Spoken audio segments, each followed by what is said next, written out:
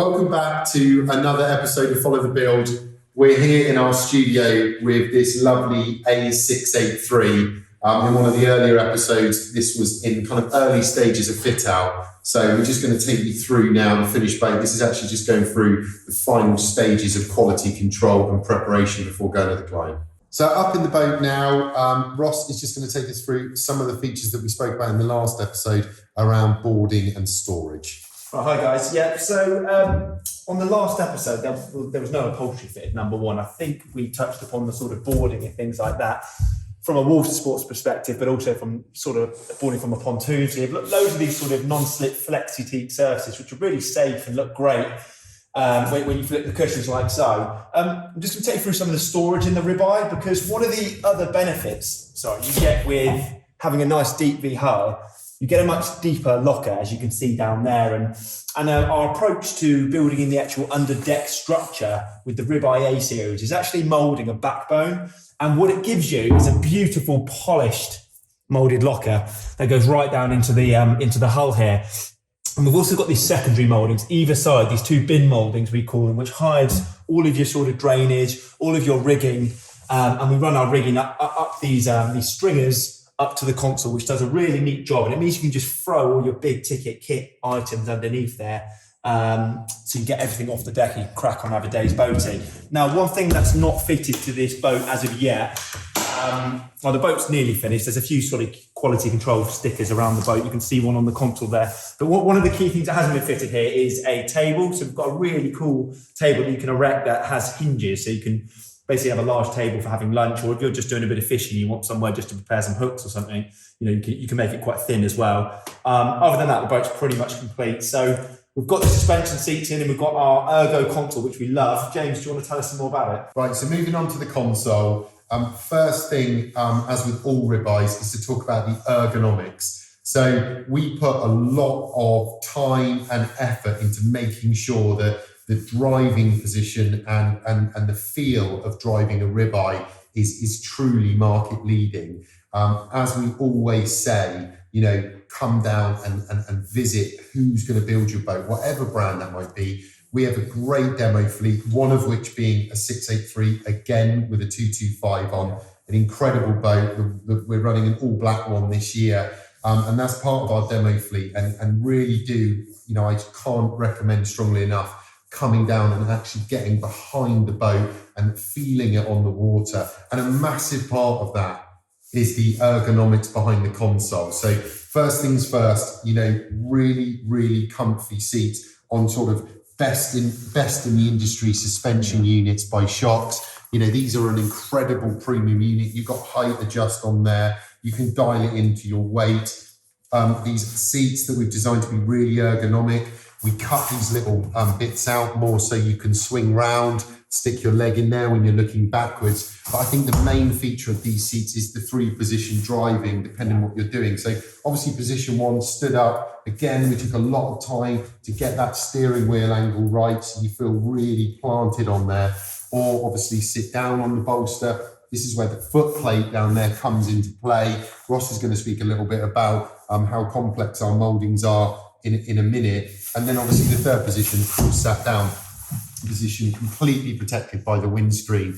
And in this sort of position, you can sit here, moving at a really, really good speed, and you're so protected. You literally can have a conversation, which is superb. Going down there again, the foot plate, we've positioned that to be really ergonomic, to really push against, but also cut it away so that, your feet can go underneath it if you're standing.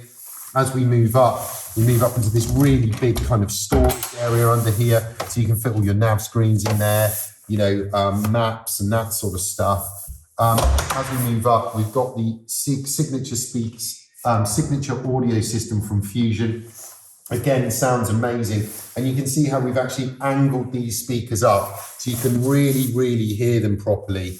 And then as we come up onto the dash, loads more features, which Ross is going to take you through. Yeah, no, thanks, James. So, moving on from what James just said, when we set out to design these new Ribeyes, the 683 and the 811, which are our two latest sort of new leisure boats, we knew the importance of creating a really sort of premium and thought out cockpit, because at the end of the day, this is one of the most important parts of the boat, because you're there, you're driving it, you're feeling it. It's one of the first things you see when you board a boat, when you look at it closely. So driving ergonomics, as James said, and also the ergonomics for your guests around the boat and in the navigator seat is so important, just for feeling safe and locked in when you actually get out there and cruise and get the value out of the boat. But also just looking at the way the dash is finished and the styling and the shapes of this this console. It's a very complex shape to make. But before we talk about the moulding, just to kind of go over what we got here, we've got like a nano non-glare plastic. You'll see on some of our other boats, we use a bit of carbon, but on these new 683s and 811s, you can have carbon, but this nano plastic, I really do like, 'cause it's got like a matte finish. And when the sun's behind you on a nice sunny day, it's designed to be non-reflective. So you don't get any sort of feedback glare in your eyes, which is really cool. The black ties in really nicely with the white, but you can obviously go for grey and it stands out differently. You've got drainable cup holders all designed in, because we've laser cut out these holes here to allow any sort of stagnant water on a rainy day to sort of drain out. And also, like, got these reverse angle shelves up here. This shelf here deliberately goes away from you. So if you're just cruising, say, and you're coming in to moor the boat, you might put your phone or your keys there. And when you click into gear, say, obviously you're going to create a bow wave because you're not on the plane, and the bow will ride up. And this angle just stops anything sort of sliding off effectively. There are drains either side as well, so you'll never get any stagnant water there, that's for sure. You've got a similar angle at the top here, and that is just like, if you look at the dials on your car, there'll be a similar sort of moulding going away from you down in front of like the bonnet effectively, which is designed to give you, in a car, to look over the bonnet so you can see right what's in front of you without impeding on any of your vision. This is the exact same thing. We've taken that same approach with the Ribeye, because I can be, perched on top of the bolster in this position here. I can see everything because it's a nice high position if I was driving, say, but also sat down, I flip the bolster, my feet aren't dangling here. That foot plate's designed in from this seating position, but I can still see right over the bow. I can see parts of the front of the boat as well, just so we're all set up for safe boating. Now, I think that's a really good point, actually, Ross, is getting this in the right position of your view, isn't it? So that you're looking over it. Yeah, so we can keep that kind of protection and really good space for all of those electronics here, but making sure that where that lands in your field of view, you look past it. And it's really, really effective, isn't it? And from a protection perspective, we've kind of followed that same sort of squareness up on the windscreen.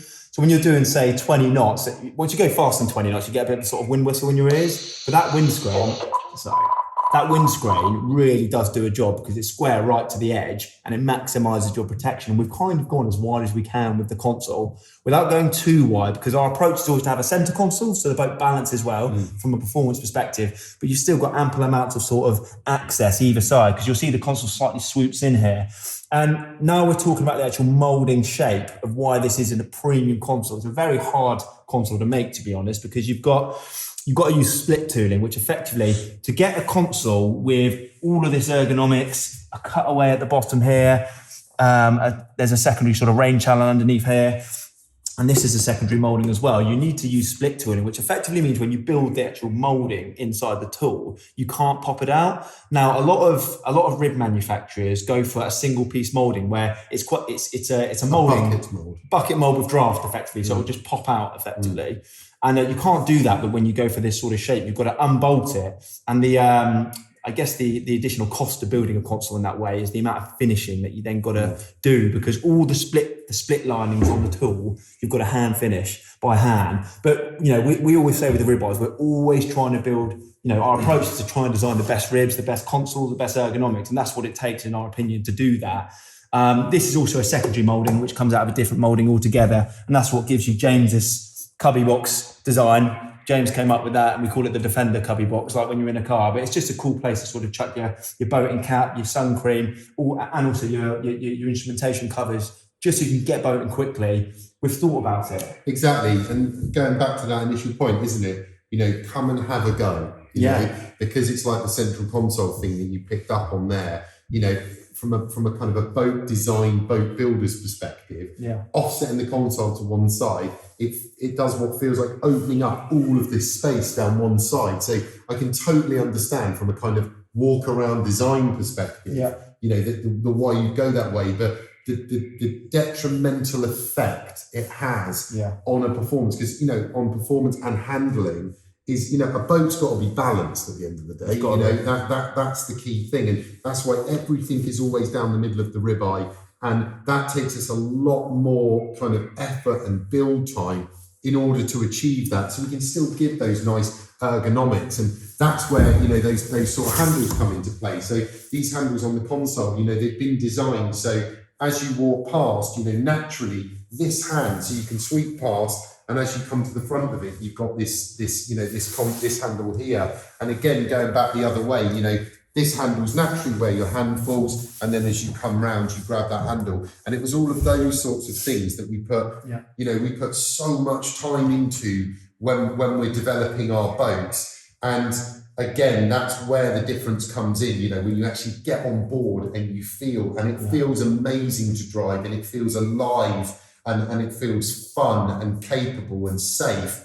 And that's really what the Ribeye is all about. And again, you know, that is why, you know, please do come and visit us and see how we build these boats and how good they are. And on James's point, you know, yes, this is a premium leisure boat. You know, it's designed for families, it's designed for picnics, exploring, but it is based upon a deep V hull. And that's why that kind of balance is so important, because when you're cruising slowly and you're not on the plane, that deep V hull is right underwater somewhere, and you've got the balance of the tubes. That's why rigs is just so safe in general for boating with your family, for boarding, all those sorts of things. But when you actually power up at about 16, 17 knots, that's when most rigs start to plane.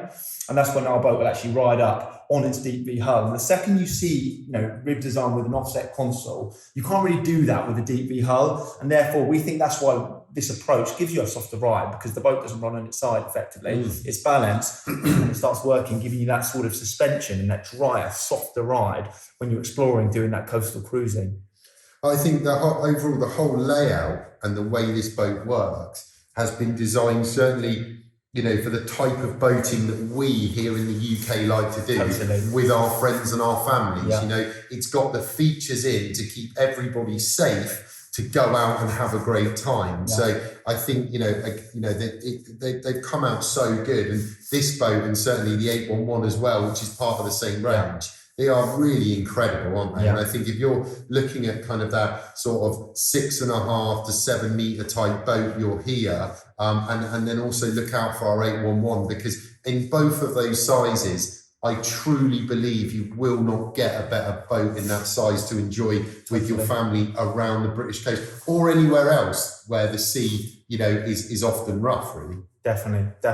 And if you check out our website, there's plenty of images of the 811 moored alongside 683s. These are the sort of boats you can enjoy with more people. You've got these springline sort of cleats here, which are designed for when you've dropped anchor, say, with another boat alongside you. If you've got a 683 next to an 811, tie your spring lines off here so you can lash up safely alongside each other. Get the aft sunbathing cushions out, which we showed you in the last video. And just, you know, they're performance boats, but they're boats with loads of features and space to really chill out and enjoy yourselves. But this boat's come out really well, I think. Yeah, it has. And if you'd like any information on this boat or any of the others, or to get in touch with us, and custom design a boat for the way you want to use it and the way you want it to look, then please do get in touch.